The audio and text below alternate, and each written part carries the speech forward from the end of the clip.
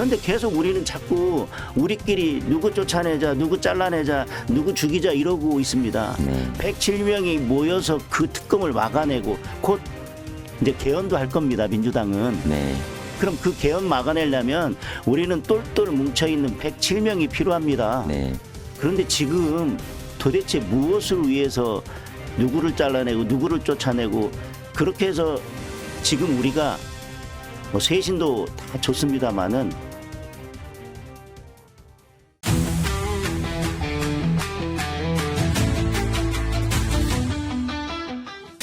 지금 그러면 그 윤희숙 혁신위원장의 어떤 방향이나 지금 현재 그 진행하는 속도, 그 다음에 어떤 뭐 좀 과격하긴 한데 이런 부분들은 전체적으로 방향이 옳다고 보시나요? 일부에서는 너무 세다 이런. 그 이전에 우리가 쭉 해왔던 것 중에 잘못된 부분도 있고 잘된 부분도 있을 수 있는데 그런 것들이 다 모아져서 이번 대선에서 평가를 받았다고 생각합니다. 국민들께서 따끔하게 무겁게 심판을 해주셨고 그 심판을 받았습니다. 그러면 우리는 이제 그것을 딛고 앞으로 나아가는 게 필요합니다. 뭉쳐서. 그런데 계속 그런 부분에 대해서 사과했지 않습니까? 대선 중에는 김문수 후보가 큰절하면서 사과했고요. 끝나고 나서는 우리 원내대표나 김용태 비대위원장이 또 사과했고요. 그리고 송원석 원내대표도 사과했고요. 그런데 또 안철수 혁신위원장 오셔서 또 사과하자고 하고 또 윤희숙 혁신위원장 와서 이제 사과를 넘어서서 그걸 당원 당규에 담자라고 이야기를 했습니다. 형식이 중요한 것이 아니라 이미 우리는 과거에 대해서 그것이 옳든 그르든 그리고 그거에 대해서 뭐 같이 공감하는 당원들도 계시지만 그거에 대해서도 반대하는 당원들도 계시지만 우리 당 전체는 그리고 당을 대표하는 분들이 이미 사과를 했습니다. 그런데 자꾸 미래로 나아가자라고 지금 혁신을 하자고 하면서 이 자리에 앉는 분들마다 또 과거로 가고 조금 몇 발짝 앞으로 가려면 또 과거로 가고 또 몇 발짝 앞으로 가려면 또 과거로 가고 지금 결국은 혁신이가 와서 하고 있는 것은 다시 또 우리 당을 과거로 집어넣고 과거를 들추고 있다. 몇 사람 이제 내쫓아내자는 게 지금 혁신이지 않습니까? 지금 우리가 해야 될 것은 여당과 잘 싸우는 정당으로 만들어서 107명을 정말 여당과 잘 싸우는 전사로 만들어서 내년 지방선거에 이기고 그걸 발판으로 다음 총선에 이기는 게 혁신 아닙니까? 정당의 목적은 뭔가 정당의 가치와 정당이 추구하는 방향대로 나라를 바꾸고 국민들을 잘 살게 하는 게 목표고 그걸 위해서 선거에서 이기는 게 정당의 1차적인 목표인데 그래서 선거에 질 때마다 쇄신이라는 이야기를 하지 않습니까? 그럼 선거에 이기는 쪽으로 가는 게 쇄신 아닙니까? 야당이 해야 될 것은 여당이 뭘 잘못하는지를 지적해서 싸우고 대안을 제시하는 것. 그런데 지금 특검 3개가 지금 우리 국민의힘을 향해서 계속 칼을 겨눌 뿐만 아니라 이미 칼날이 계속 들어오고 있지 않습니까? 세게 들어가고 있죠. 그런데 계속 우리는 자꾸 우리끼리 누구 쫓아내자, 누구 잘라내자, 누구 죽이자 이러고 있습니다. 107명이 모여서 그 특검을 막아내고 곧 이제 개헌도 할 겁니다. 민주당은. 그럼 그 개헌 막아내려면 우리는 똘똘 뭉쳐있는 107명이 필요합니다. 그런데 지금 도대체 무엇을 위해서 누구를 잘라내고 누구를 쫓아내고 그렇게 해서 지금 우리가 뭐 쇄신도 다 좋습니다마는 우리가 큰 수술을 할 때 수술하려고 마취하고 깨어나지 못할 정도로 체력이 약해 있으면 링거 맞고 조금 기다렸다가 수술하는 것도 필요합니다. 지금 특검이 들어오고 개헌 들어오고 그거 외에도 뭐 여러 가지로 지금 여당의 칼끝이 국민의힘을 향해서 계속 들어오고 있는데 우리가 지금 107명이 모여서 그거 막아내고 여당과 싸우고 그게 저는 혁신의 출발이라고 생각합니다. 잘 싸울 수 있는 시스템으로 만드는 거. 우리는 지금 이슈를 선점해서 아젠다를 선점해서 끌고 가는 능력도 부족했던 게 사실이고요. 뭔가 이슈가 있고 아젠다가 있으면 우리 107명이 똘똘 뭉쳐서 싸우는 것도 부족했고요. 그리고 우리끼리 싸우다가 늘 전력이 분산됐고요. 그래서 대선도 진 거 아닙니까? 그러면은 드디어 이제 말씀을 시원시원하게 하시는데 지금은 그러면 어떻게 보면 사과도 했고 이제는 대수술을 할 때가 아니라 서로 아픈데 보듬어 주고 이제 앞으로 미래를 향해서 나가야 될 때다 이렇게 말씀하시는 건데 그냥 몇 사람 지목해서 잘라낸다고 해서 국민들이 그걸 쇄신으로 받아들이고 당원들이 바라는 진정한 쇄신이 그걸까요? 제가 어디서도 말씀드렸습니다. 희생 플라이가 의미가 있으면 삼루에 주자가 있을 때 희생 플라이가 의미가 있는 겁니다. 예를 들면 중진께서 희생하십시오라고 하는 것도 예를 들면 총선을 목전에 두고라든지 지방선거를 두고라든지 우리가 희생을 이야기할 때도 뭔가 타이밍이 있고 달릴 주자가 있어야 그것이 된다. 득점이 될 때 희생이 있는 거예요. 주자도 없는데 희생 펀드 돼서 뭐 하겠습니까? 지금 국민의힘은 주자가 없다는 말씀이시죠. 지금 상황은 지금 뭔가를 할 수 있는 상황이 아니라는 거잖아요. 할 수 있는 것보다는 우리가 지금 107명이 단결해서 제대로 싸우는 시스템을 만들고 그 시스템에 동참하지 않는 분들은 다음 선거에서 과감하게 혁신의 대상으로 그분들을 물갈이를 하든 알겠습니다. 하면 됩니다. 그럼 지금 의원님께서는 지금 국민의힘 지도부가 진단을 잘못했다. 지금은 혁신을 할 때입니다. 할 때이긴 한데 할 때이지만 지금과 같은 방법은 아니다라는 거잖아요. 혁신의 방향과 방법이 제가 생각하는 것과는 다릅니다. 제 말도 다 맞는 건 아니기 때문에 제가 다양한 의견이 있을 수 있으니까요. 제가 생각하는 방향과 방법과는 다르다. 지금은 똘똘 뭉쳐야 될 때지. 그렇죠. 똘똘 뭉쳐서 지금 인사도 그렇고 청문회도 그렇고 민주당과 싸워야 할 때지 내부 총질을 통해 가지고 도려낸다 이런 건 아니라는 거고 이게 바로 오발탄이다 이렇게 말씀하신 거군요. 대선에서 저희가 41% 득표를 했습니다. 그런데 지금 20%가 안 됩니다. 10%까지 떨어졌습니다. 솔직히. 그러면 우리 전통적인 우리의 지지층마저도 다 마음이 떠나가는 겁니다. 그 이유는 뭐라고 보시나요? 제대로 못 싸우니까요. 못 싸우니까.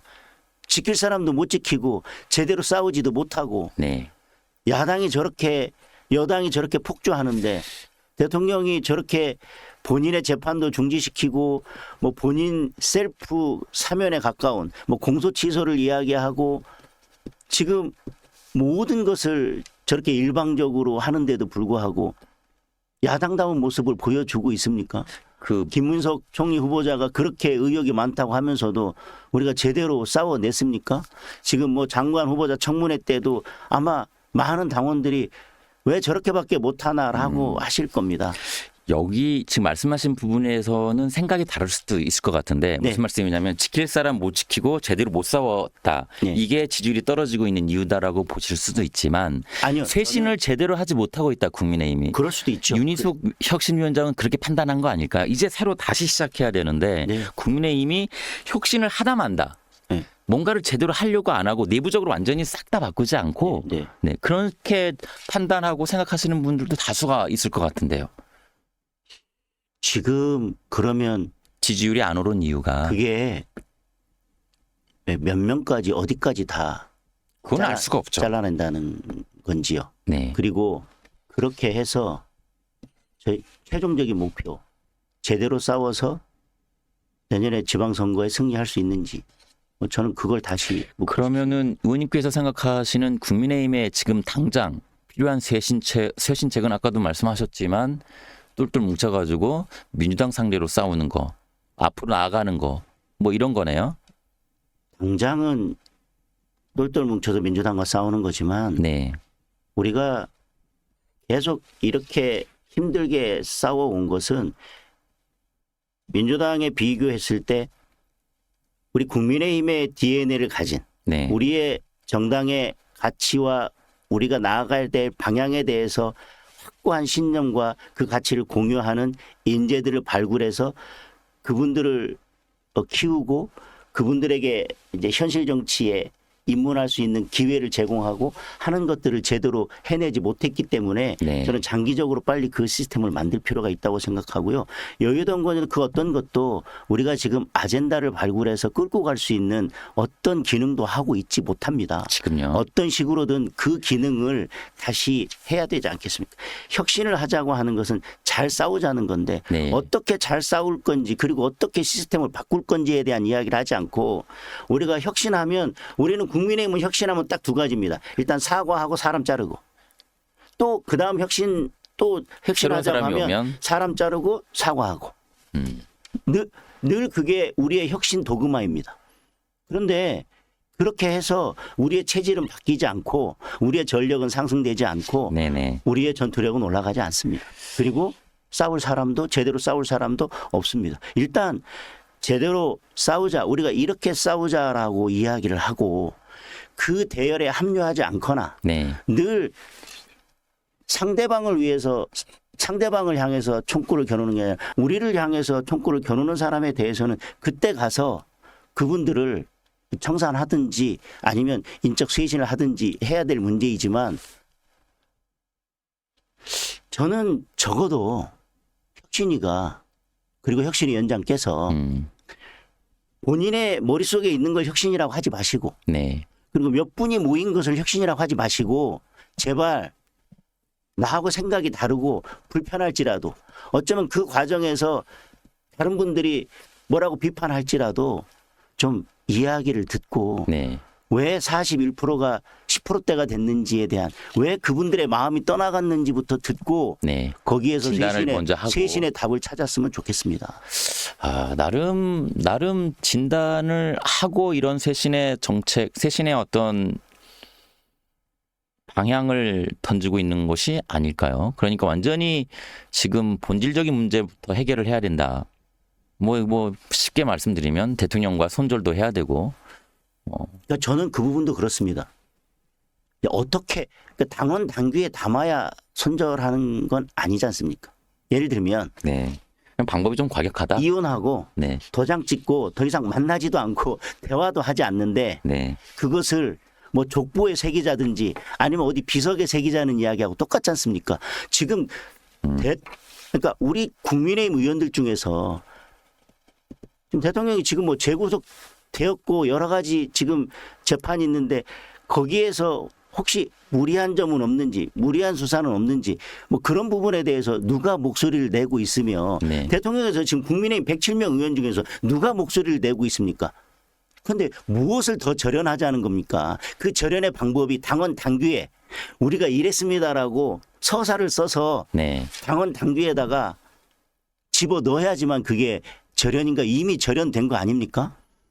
아니 저희 국민의힘 의원들이 지금 윤석열 전 대통령을 위해서 누가 107명 중에 누가 목소리를 내고 있고 누가 예를 들면 거기 뭐 면회를 가기를 합니까? 아니면 누가 목소리를 내기를 합니까? 무엇을 하고 있습니까?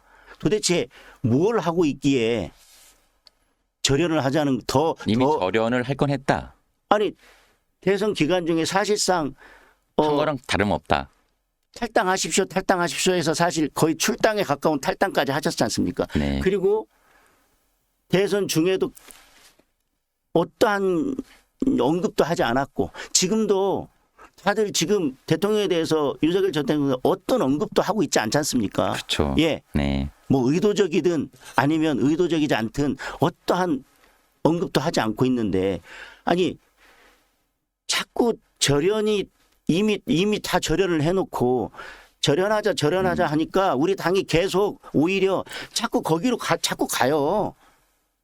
미래로 가야 되는데 자꾸 과거에 다시 옛날로 돌아가서 아니 제가 학교 가려고 집에서 나왔더니 중간에 이제 비가 왔습니다.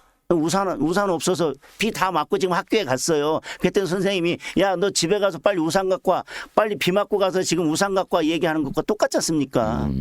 왜 자꾸 그렇게 대선 기간 중에 절연하자 해서 다 거기까지 해놓고 왜 혁신위원장이라고 오는 분들은 왜 또 다시 우리 당을 거기로 집어 넣습니까? 자꾸. 그리고 뭘 더 절연할 것이 남아 있다고요. 절연할 것은 지금은 없다. 과거에 집착해서는 안 된다라는 말씀이십니다. 자꾸 과거로 우리 당을 자꾸 혁신하자고 하면서 자꾸 과거로 집어넣고 있지 않습니까? 예?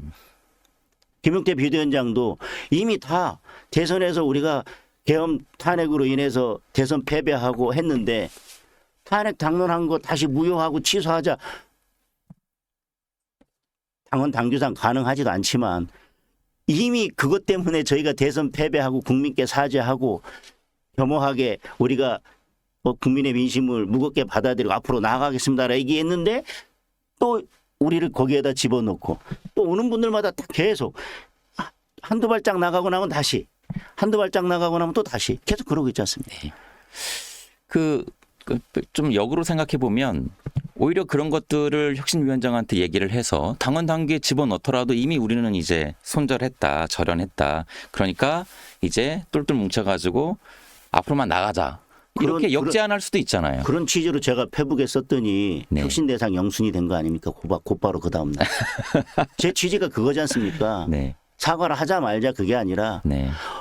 왜 자리에 앉는 사람마다 계속 사과 그다음에 자르고 목 자르고 사과 목 자르고 사과 목 자르고 이 얘기만 하냐 이 말입니다. 우리끼리 딱 갈라서 네. 요렇게 했던 사람들 다 모아서 자르고 자 일단 결국은 지금의 혁신은 8개 조건 다 얘기해가지고 8개 조건에 해당하는 사람들 다 이제 여기다 집어넣고 이제 좀 기관총으로 쭉 난사하자는 거지 않습니까? 지금 그러니까 혁신하는 분들의 이야기는 일단 사과 목 자르고 사과 목 자르고 지도부에서 혁신위원장을 모셨다라는 것 자체가 그리고 혁신위를 꾸렸다라는 것 자체가 뭔가 그런 어떤 과격한 방법 또는 정말 절실하기 때문에 이제 아니면 이거 아니면 안 된다라는 게 있으니까 모셔온 거고 혁신위를 꾸린 건데 그건 당에서 좀 감수해야 되는 거 아닌가요? 혁신을 하겠다고 했으면 이 정도는 견디고 이겨내면서 가야죠. 그런데 지금 방법이 잘못됐다라고 비판하는 건 어떻게 생각하십니까? 혁신이 아니면 혁신위를 꾸리지 말던가. 아니 혁신이 필요한 건 맞고요. 방법이 지금 잘못됐다. 혁신을 미룰 타임은 아니라고 생각합니다. 그런데 네, 알겠습니다. 혁신의 방법이 자, 그러면 혁신이의 생각 그리고 그것이 때로는 위원장 개인의 생각인데 혁신위원장의 권한을 줬으니까 모든 사람은 아무 말 하지 말고 그걸 다 따라야 된다. 오히려 그 혁신이 혁신의 방향과 반대로 가는 것이어도 그냥 따라야 된다. 저는 그거에는 개인적으로 동의하기 어렵습니다. 알겠습니다. 이 혁신과 쇄신이라고 하는 게 사실 정말 어려운 거잖아요. 쉬운 게 아니고 더군다나 지금 국민의힘 내부 상황은 더욱더 지금 현재 안 좋기 때문에 더 힘들 건데 이 부분은 계속 앞으로도 좀 지켜보고 어떻게 윤희숙 혁신위원장께서 해결해 나가는지 좀 지켜보고요. 최근에 의원님께서 토론회 여셨잖아요. 네, 네. 전환길 어제 강사, 그저께인가요? 예, 전환길 강사 토론자로 모셨어요. 네.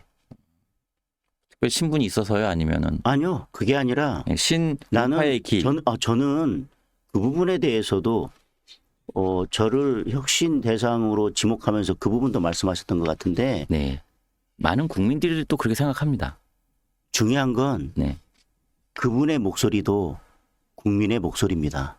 그러면 그걸 동의하는지 여부를 떠나서 그분들이 우려하는 게 무엇인지는 듣고 미래지향적인 대안이라도 제시해야 된다고 생각합니다. 그래서 저는 예를 들면 부정선거에 대해서도 그러면 부정선거가 있느냐를 떠나서 우려하는 국민들이 많으시니 저는 사전투표제를 없애고 그러면 본투표 기간을 늘려서 투표권은 보장해 주되 그 우려를 불식시키는 다른 대안을 제시했지 않습니까?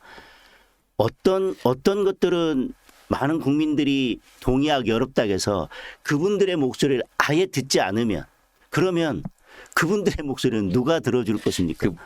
다양한 목소리 듣는 건 좋은데 그렇다고 의원님 그리고 윤상현 의원께서도 최근에 자유공화 리셋 코리아 토론회에 또 전환길 강사가 초청이 됐거든요.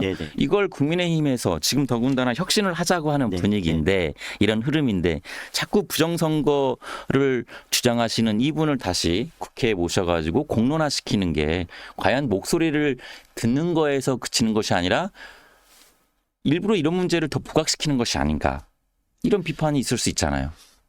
그러니까 그런 비판에 대해서는 제가 네. 겸허하게 받아들일 수 있습니다. 아, 왜 굳이 그러니까 여러 번 뭐 네. 그렇게 했느냐라고 하는 건데 뭐 윤상현 의원님과 제가 뭐 상의하고 그 토론회나 행사를 준비한 건 아니고요. 네. 미리 예정돼 있던 분인데 네. 제 취지는 그겁니다. 그분들도 국민의 목소리고 그분도 또 그 목소리도 우리 국민의힘을 지지했던 분들의 목소리입니다. 네.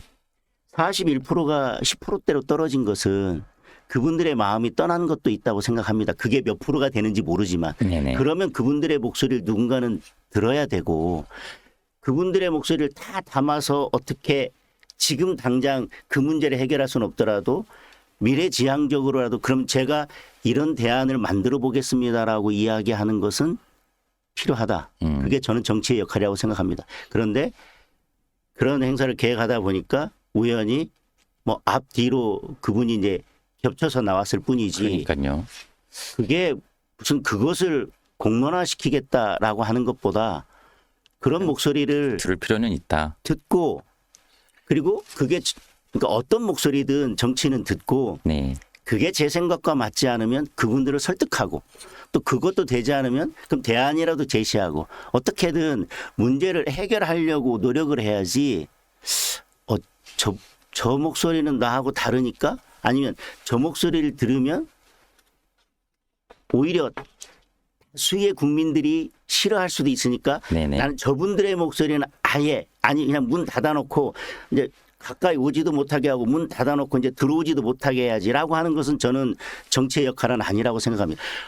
어떤 목소리를 내든 대한민국 국민은 적어도 내 목소리를 들어주고 내가 뭘 고민하는지에 대해서 들어주고 적어도 그거에 대한 대안이라도 만들어줄 국회의원이 적어도 한 명이라도 있어야 되지 않겠습니까? 한 명이 됐든 두 명이 됐든 그런데 모든 사람이 네.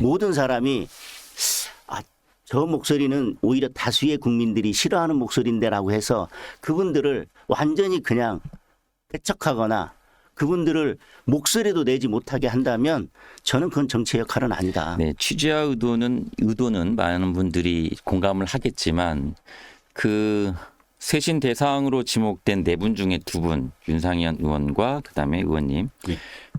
그 하필 지목된 분들이 전환길 강사 하면 또 윤석열 전 대통령이 생각이 나거든요. 부정선거가 생각이 나고 이런 어떤 근래 연달아서 국회에서 강의를 하니까 이런 비판이 바로 나오지 않습니까? 네. 원로 보수 조갑재 주간께서도 괴기스럽다, 좀비 영화 같다. 이러니 국민의힘이 쇄신을 못하는 거다. 네. 이런 비판이 바로 따라 나오는 거 아니겠어요? 그 비판에 대해서는 네, 자중한 역할을 했다. 그러니까 저는 아까 말씀드리지만 네. 저를 혁신대장으로 지목한 부분에 있어서 제가 돌아볼 부분은 돌아보겠다고 말씀을 드렸습니다. 그러나 저는 국민의 목소리라면 듣고 네. 저는 이래서 그 부분에 생각을 달리합니다. 그렇지만 제가 그걸 다 담아내지는 못하더라도 그러면 이런 대안이라도 마련해 보겠습니다. 라고 하는 것이 저는 정치인의 역할이라고 생각합니다. 알겠습니다. 아까 그럼 의원님께서 말씀하신 다수가 내는 목소리만 아니면 내가 듣기 편한 목소리만 그리고 목소리를 들었을 때 나한테 전혀 손해가 나지 않는 목소리만 듣는다면 그러면 그 국민들은 누가 지켜줍니까? 알겠습니다. 그러니까 아까 말씀하신 대로 과거가 아니라 미래를 향해서 정치를 해야 되는 것인데 그 전환길 강사를 초청한 이유도 그런 목소리를 들으면서 대안을 찾기 위한 하나의 과정이다. 이렇게 생각하면 되겠네요. 제가 그래서 그 토론회에서 말씀드렸습니다. 네. 제가 사전투표제를 폐지하고 본투표 기간을 늘리는 공직선거법 개정안을 발의했는데 그 논의가 지금 활발하게 되지 않고 있고 또 대선 기간 중이라서 그 논의가 멈춰져 있었는데 제가 그 논의를 다시 시작하고 어쨌든 법 통과를 위해서 노력하겠다라고 하는 말씀을 드렸습니다. 그분의 목소리에 대해서는 제 목소리는 그렇게 냈습니다. 그러니 제 목소리는 보지 않고 그분을 초청해서 목소리를 들었다는 것만 가지고 당신은 무조건 잘못된 사람이고 예를 들면 정치 그만해야 될 사람으로 치부하는 것은 글쎄요. 제가 생각하는 정치와는 조금 생각이 다른 것 같습니다. 네.